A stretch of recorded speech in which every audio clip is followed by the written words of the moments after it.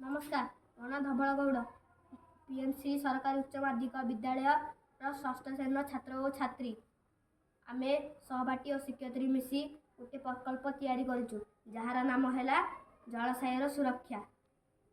समस्या कृषि कार्य अत्याधिक सार व्यवहार होता जो पाखर जलाशय दूषित होती। रासायनिक सार बहुल व्यवहार कृषि क्षेत्र में होता है।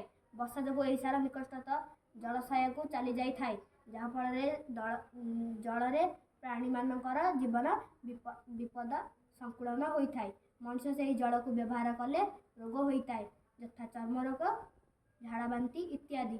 समस्यार समाधान यही सब समस्या रक्षा पाइबापी आम एक फोल्टिंग मशीन जलाशयर व्यवहार करवा जहाद्वारा रासायनिक पदार्थ नाइट्रेट फॉस्फेट इत्यादि विषाक्त पदार्थ को अलगा करवा।